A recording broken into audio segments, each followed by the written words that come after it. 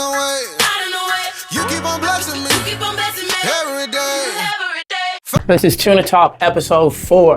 So happy to be here. Like I said, Tuna Talk literally is just the time in between that I spend to eat or I spend to make sure that I get in my calories for the day. In other news, so football, Green Bay, we tied with the Cowboys. Last time I talked to you guys, we lost to the Browns. Now we are 2-1-1. I despise the tie. For about a week, everybody has been like, oh, you guys lost. We tied, which we should have won, but we lost. Neither here or there. Had a bye this week, so we had some time to rest to get ready for our game coming up Sunday, I believe. Let's see. We play the Bengals Sunday at 4:25. So I am hoping we win that game. We should win that game, especially with the injuries the Bengals have. But you don't know what we're doing right now. So we'll see. Get back to this tuna. So today, my baby made me another batch of tuna. So we can say goodbye to that. We're not going to eat that today. We're going to try this tuna out and see how it tastes. Got goldfish to go with my tuna. Alrighty. So I didn't want to do crackers. I wanted to do a little bit of goldfish right there. Now, before we try this tuna, like I said, the reason we do tuna, because it's a good source of protein. And I know everybody's curious.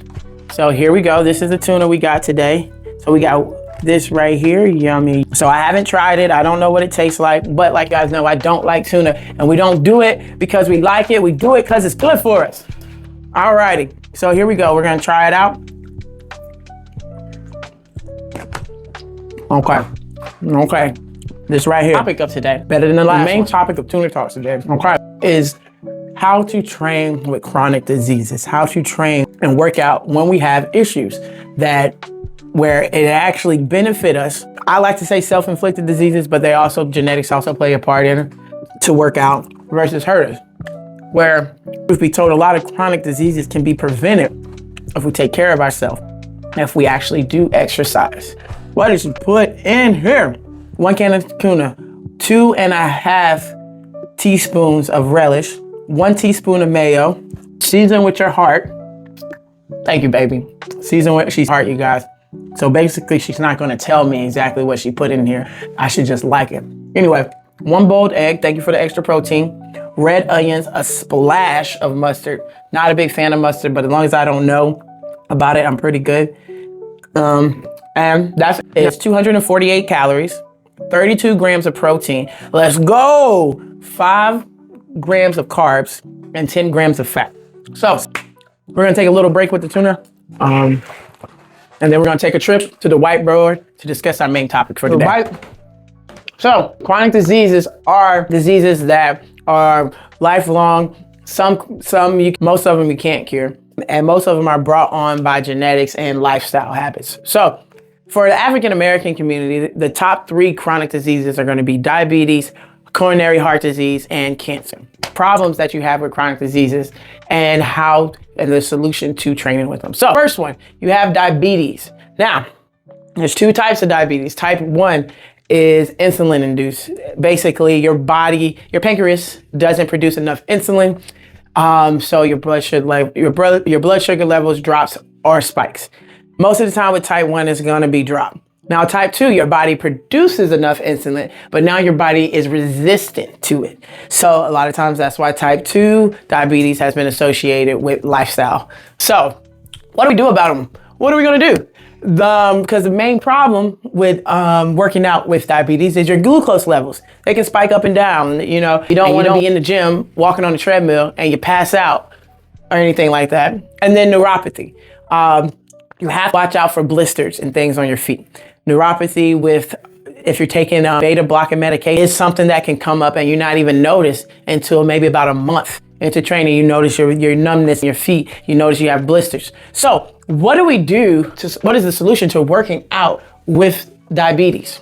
A, check your levels, especially if you're just starting or you just got diagnosed. You need to know how your body responds to your medication, responds to the added exercise that you added to your lifestyle, and if there's anything that you can do to stop them from going up and down. All right, so number 2, don't do HIIT day. let's not do HIIT day, high intensity training. That is not going to be for you. That's going to spike your blood sugar levels too high because your blood is going to be moving. Your body is going to be needing more glucose. Your body's going to try and push it out. And if you're type 2 and your body's not is resistant to it, then it's not going to accept it. If it's type 1, then your pancreas is just not going to deliver. So no HIIT day. Number 3, and honestly, this is more important than any of them. You need to eat more carbs. I know with weight loss journeys, that's like a thing to say, but you need to eat more carbs before, during, and after an exercise. If you're working out and you have diabetes, you need a little packet of crackers in your gym bag, a little piece of candy or something. So you eat some carbs before you work out and eat carbs after. Now, I'm really big on making sure you eat protein after you work out. But for someone with diabetes, we want to make sure immediately after we work out, we're replenishing what the body needs. So carbs, eat more carbs. And honestly, the last one goes for everybody, but it really goes for people with diabetes. You want to be consistent. You don't want your body to get used to a certain way and then go back down. So your body adapts to whatever you do. If you're eating good and you're working out, your body's going to adapt to it. Now, if you're eating good and you're working out and then you stop and your body is to that, your body's going to have been used to producing a little more insulin from working out. And now it's produced that insulin still, and you're not working out, your blood sugar levels are going to go high. People with diabetes, it's more important to stay consistent than ever. Problem with diabetes is your glucose levels could rise, neuropathy could happen. And you have to check your levels, avoid HIIT day exercises, eat more carbs, and stay consistent. All right. Next thing would be coronary heart disease. What is that? Coronary heart disease, basically your arteries are clogged. You got plaque all in there. It's making it hard for your heart to pump the blood through the body. So whether you genetically are more prone to have heart disease or you did it to yourself, either way, the problem is your VO2 max is low. So if you start to exercise and you can't get enough blood pumping through the body and your heart's going like this, you can have a heart attack from trying to do the right thing. 2, you have your heart rate. Your heart rate could be too low, it could be too high. And that also can give you a heart attack, give you chest pains, heart complications, stuff like that. But also working out is going to help you. So what is the solution to this problem is especially if you've just been diagnosed or if you got heart disease, check your heart rate before, during, and after you work out. Your resting heart rate, we want it in between 55, 50, 60. Honestly, if it's really low, 60 minutes. That's where we want your resting heart rate to be. If you are diagnosed with coronary heart disease, the solution to this problem would be to check your heart rate. During, after, before that, check your heart rate while you're working out. People have watches, they have bands you can put on. There's a lot of things you can do. You can sit here and count for all I care, but you need to know how your body responds to it because there's a lot of medication that you take for your heart disease that helps regulate your heart rate. So check your heart rate. Now, because you have heart disease, your maximum heart rate should be 40 to 80% of your maximum heart rate. We're not going to hit 90. We're not going to go into stage 3. You're going to stay into stage 1 of cardiovascular training. So number 3, next thing, testing cardiovascular strength. When you go on walks, talk, see how long it takes for you before you get winded, before you feel like it's a little bit too much. So we'll put you on a scale to see how your bonds to it. 2, no HIIT day, no high intensity interval training. That goes for both of these guys because your heart right now doesn't recover well. So that doesn't mean you can't get there with proper training, but it doesn't recover well. Now, the best to continue this is to stay at it, be consistent, because your body is going to need exercise from this. Once you've been cleared from the doctor, then you can go ahead and start doing some light training. Now, I wouldn't do weight training, like heavy weight training, like bench press and squat and deadlift, not at all until you've been training for about 3 to 4 months right there to get your body acclimated, to get your heart in a place where you can be successful. All right. Number 3. Cancer. Cancer is the multiplication of cells or the multiplying of cells at an abnormal rate that causes a tumor or causes a mass. Now, the problem with cancer is there's so many of them. There's a lot of different types of cancer, whether you cause it yourself or it's something that's genetic. Each cancer to be addressed differently. So depending on the cancer, these 3, the problems with working out with cancer are if you have, by the grace of God, you no longer have cancer and you're trying to get back. The 3 main problems are you're going to be fatigued, because of chemo and because of the medicine that they have you on. Nerve damage. The chemo causes nerve damage. So your movement is going to be different than before you're diagnosed. 2, muscle damage. The cells are multiplying at a different range than have muscle damage and you have muscle loss. So what do we do about it? What is the solution to working out with cancer? So because of fatigue and tiredness, you're only going to be able to work out 50 to 70% of your maximum heart rate, especially if you never worked out before. You got to start off slow. We want to take it real easy. You're looking maybe 1 to 3 sets, 4 to 10 reps, maybe 5 to 8 exercises.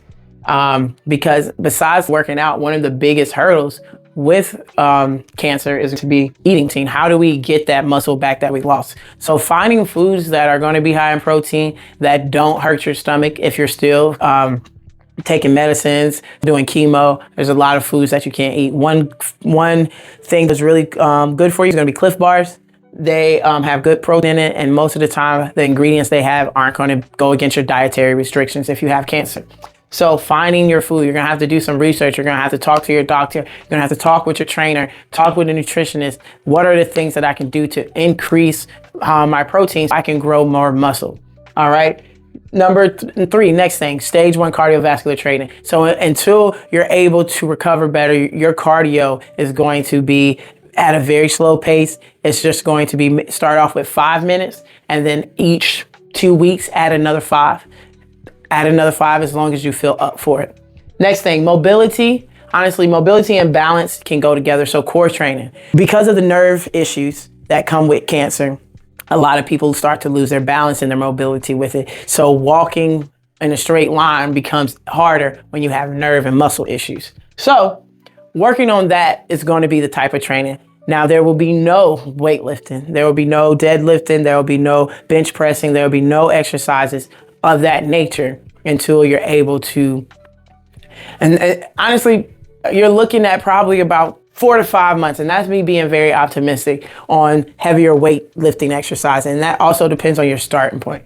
So cancer, when you have cancer, the problem is you're fatigued, you have nerve damage, you have muscle damage, you have muscle loss. Now, the way that we fix that through the solution for working out with cancer is going to be working 50 to 70% of your maximum heart rate, eating protein, finding the foods that your body can handle to help build more muscle, because we know what protein synthesis does because we watched episode 3. And then mobility, balance, working on getting your better, because you can control your core, you can control yourself, and you won't feel so wobbly right there. Now, there's many diseases, and if you guys would like to see me talk about different ones that are these 3, please let me know. We can do a discussion on it. These chronic diseases, out of every 3 of them, the main solution to them is literally talking to a trainer, someone who has experience in knowing how to deal with these. Because I think chronic diseases is literally what stops people from working out. Because if you don't know how to, with diabetes, check your glucose levels, be aware of neuropathy, be aware that you need to eat more carbs. Working out with diabetes is going to be hard if you don't know what to do. Working out with heart disease is going to be hard if you don't know what to do. And the same thing with cancer. So don't be afraid to reach out to somebody and ask for help, because these diseases, you're not just walking around normal. You're walking around with issues in your body, and exercise and eating right can help these issues, and you have a better quality of life. All right. Woo. Alrighty. Tuna Talk for you. I got to finish up this last bite so I can make sure I got all 35 grams of protein. I hope you guys learned something. Like I said, now we have some cool things coming up here soon. I'm going to be taking this right here for 30 days. What's today's day? We're going to see a review on this right here. We're going to see how I feel about it. How did I any difference in my workouts? I'm not really big on supplements, but I'm also just getting into them. So I'll let you guys perform at its peak. Your body requires fuel. So I'll let you guys know how that is. We're almost done with our tuna here. I got a riddle. I've told it to a bunch of people, but let me see. If you comment on the bottom the answer to this riddle, you're pretty smart, and I'll send you a little message. What travels around the world but stays in a corner? All right. So much better than those packets. Thank you, baby. Gone. All right, it's time to work out. Let's go.